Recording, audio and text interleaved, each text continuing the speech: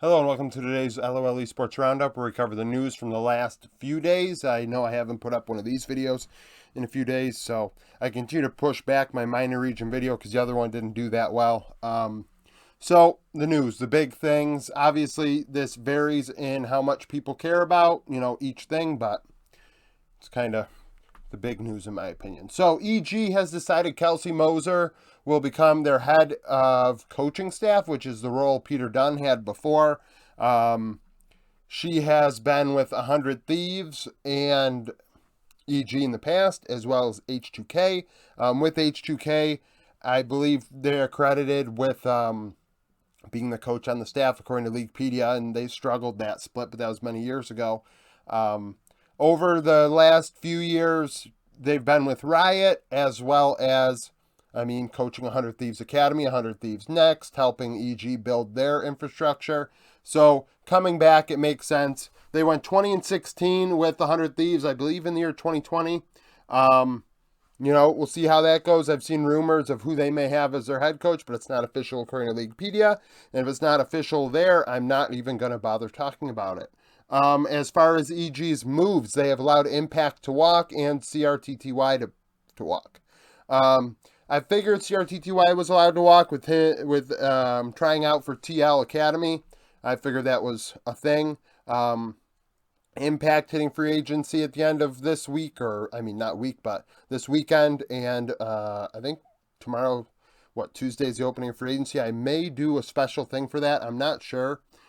So Impact went 1.58 KDA, 704 CS per minute, 56.6 KP at Worlds. That's awful.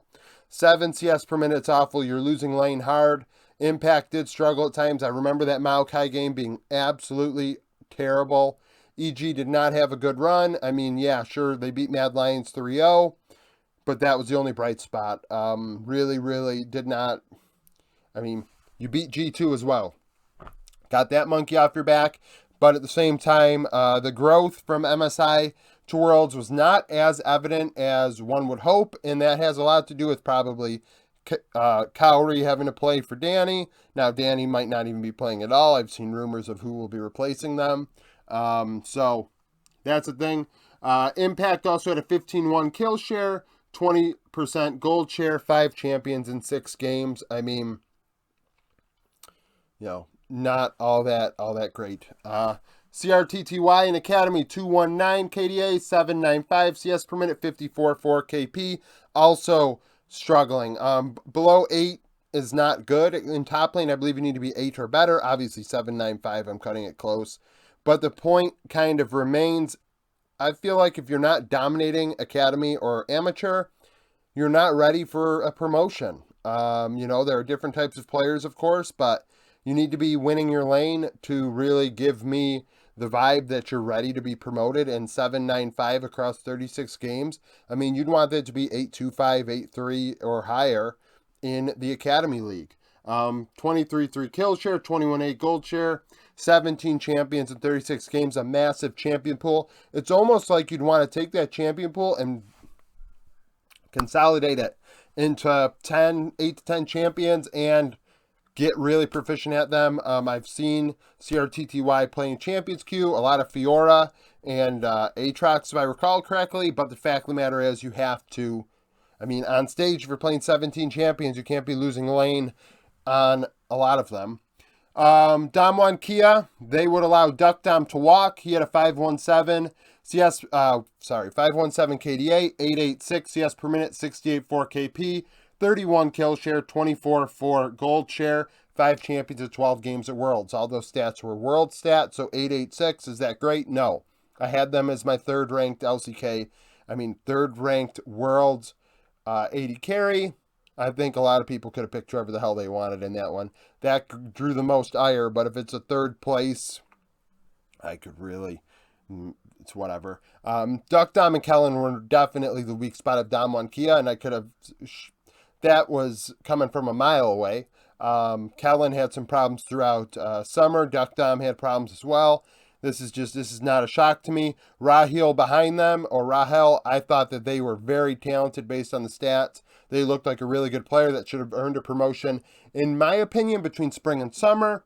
4-2 KDA, 9.74 CS per minute, 67.7 KP, 28 kill share, 25.7 gold share, 4 champions in 6 games at Asia Stars Challenge, I believe maybe is what it was called.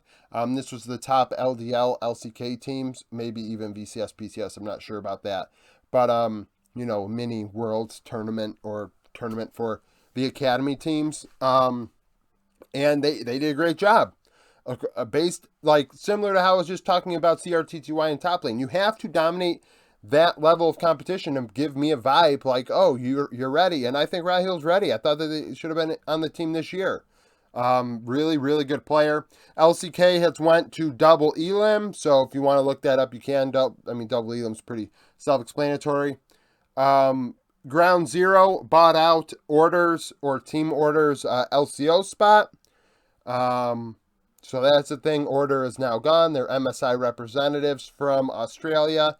Yeah, Ground Zero looks like they used to be a team in League of Legends a few years back.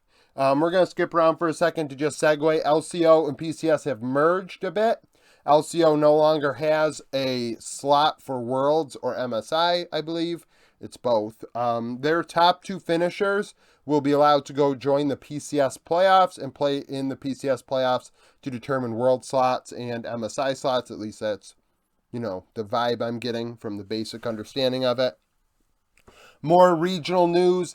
LEC has major changes. If you missed my video yesterday, I kind of went into my opinion about it and double elim as a whole. It was a long-winded, rambly video, but I felt like I put my point out there.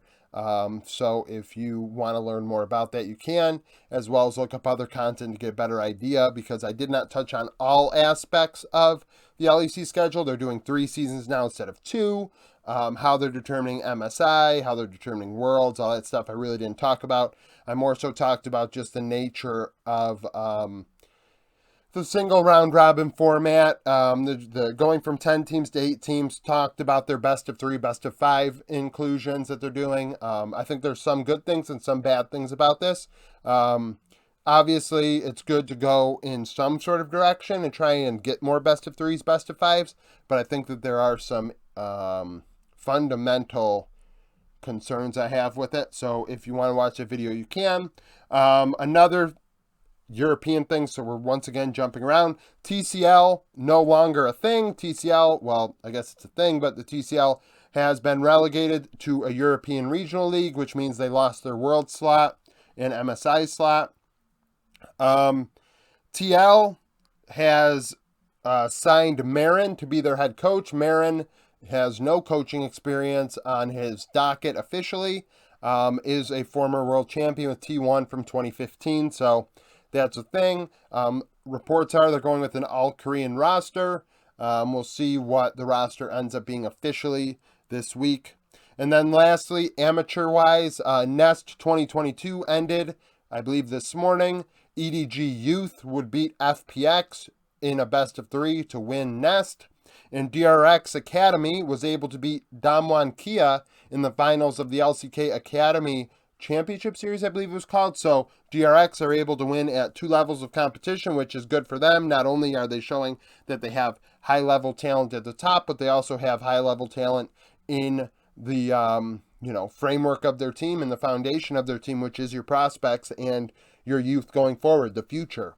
DRX's future is bright. So that's a nice thing to think about. So if you did miss Nest, if you want to watch Nest at least, I didn't watch the LCK Academy because it was the, AA or 3rd tier. But if you want to watch the EDG FPX games, there was a channel, I think it was LPL Pros on YouTube. It was a Chinese stream. It was the only one I could ever find throughout the event to actually watch some League. So if you want to watch it, you can. It's just going to be in Chinese, and that was the only stream I could find. So that kind of is the deal with that.